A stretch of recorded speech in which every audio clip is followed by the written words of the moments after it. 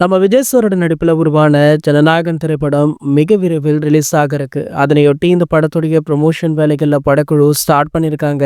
ஒரு பக்கம் வினோத் அவர்கள் ஜனநாயகன் திரைப்படத்துடைய இறுதிக்கட்ட பணிகளை விறுவிறுப்பாக பண்ணிட்டு இருக்க, இன்னொரு பக்கம் படத்துடைய ப்ரொமோஷன் வேலைகளை தயாரிப்பு நிறுவனம் கவனிச்சிட்டு இருக்காங்க. தற்போது இந்த படத்துடைய இசை வெளியீட்டு விழா நடைபெற இருக்கு. மலேசியாவில் இன்று இந்த படத்துடைய இசை வெளியீட்டு விழா மிகவும் பிரம்மாண்ட முறையில நடைபெற உள்ளதா. அதற்காக விஜய் சார் உள்பட ஒட்டுமொத்த படக்குழுவுமே நேற்று மலேசியா போயிட்டாங்க. விஜய் சார் மலேசியா சென்றடைந்த புகைப்படங்கள் தயாரிப்பு நிறுவனம் வெளியிட்டிருந்தாங்க.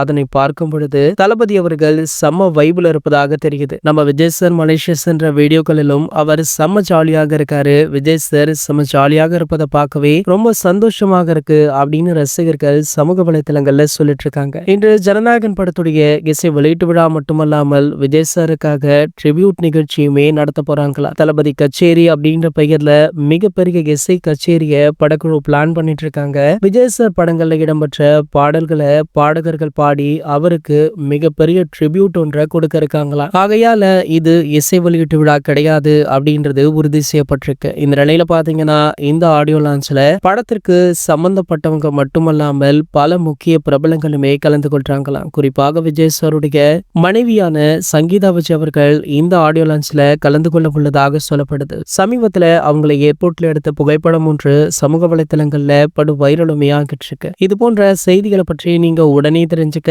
நம்மளுடைய சேனலை மறக்காம சப்ஸ்கிரைப் பண்ணிக்கோங்க.